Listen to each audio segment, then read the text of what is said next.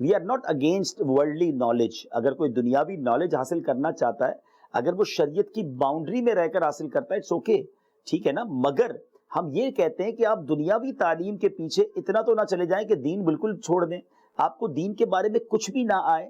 ٹھیک ہے، علماء بالکل ہونے چاہیے اور ہر قوم میں ہونے چاہیے، لیکن ایٹ لیسٹ ہر مسلمان کو اتنا تو علم ہونا کہ جو اس کی نیسیسری لائف کے لیے ضروری ہے.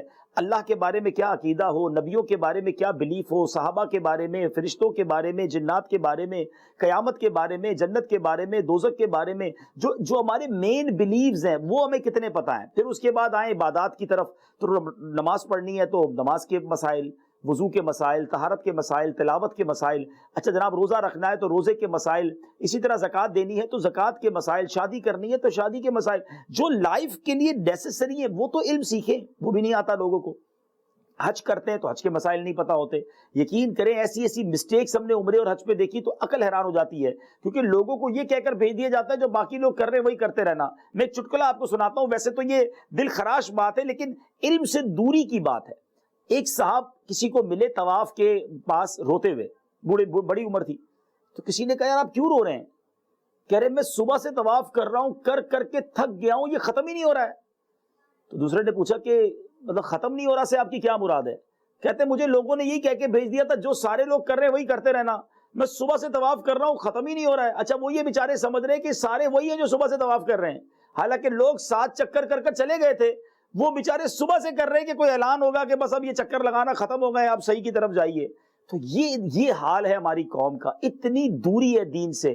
دنیا کے سارے سافٹ ویئر چلانے آتے ہوں گے لیکن بہت ساری باتیں قرآن کے بارے میں نہیں پتا ہوں گی. میں اپنے بیانات میں بھی کہتا ہوں مجھے بتائیے نا احادیث میں، جو حدیث نبی پاک علیہ الصلوۃ والسلام نے فرمائی جس کا مضمون ہے کہ قیامت کے دن جو حافظ قرآن ہوگا، جس نے اس کے قرآن کو یاد کیا، اس کے حلال کو حلال جانا، اس کے حرام کو حرام جانا، وہ اپنے خاندان میں سے 10 ایسے لوگوں کی شفاعت کرے گا جو گناہوں کی وجہ سے جن پر جہنم واجب ہو چکا تھا. علماء کے قلم کی سیاہی شہیدوں کے خون کے مقابلے میں تولی جائے گی اور وہ سیاہی بڑھ جائے گی. قیامت کے دن جب اور لوگ جنت میں جائیں گے، علماء کو روک لیا جائے گا کہ آپ رکیے اور اپنے ساتھ اور لوگوں کی شفاعت کر کے انہیں جنت میں لے جائیے.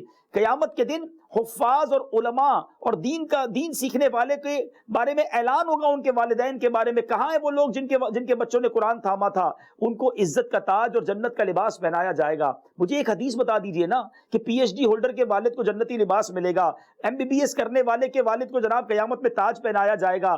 جناب جس نے بیچلرز اور ماسٹرز کی ڈگریاں حاصل کی ہوں گی وہ 10 لوگوں کا ہاتھ پکڑ کے جنت میں لے جائے گا. Once again we are not against worldly knowledge. دنیاوی علوم حاصل کرنا ہے کیجئے شرعی باؤنڈریز کے ساتھ، مگر دین کہاں گیا؟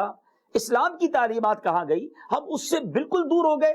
علم پڑھیا پر ادب نہ سکھیا، کی لینا علم نو پڑھ کے ہو، تسبیح پھری پر دل نہ پھریا، کی لینا تسبیح پڑھ کے ہو. علم بھی سیکھنا ہے، عمل بھی کرنا ہے. اور سبحان اللہ یقین کریں، بلیو کریں، the environment of دعوت اسلامی. آپ مدنی چینل کو دیکھ لیں، یہاں صرف علم کی بات نہیں کی جاتی، یہاں علم کے بعد عمل پر بھی انفسائز کیا جاتا ہے. علم جسم ہے تو عمل اس کا لباس ہے، علم لباس ہے تو عمل اس کا زیور ہے. عمل کے بغیر علم وہ خوبصورتی نہیں لا سکتا.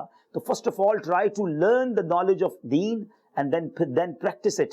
And the environment of Dawat Islami will support you to learn knowledge of deen and mashallah also support you to practice on that particular knowledge. مجھے اپنی اور ساری دنیا کے لوگوں کی اصلاح کی کوشش کرنی ہے.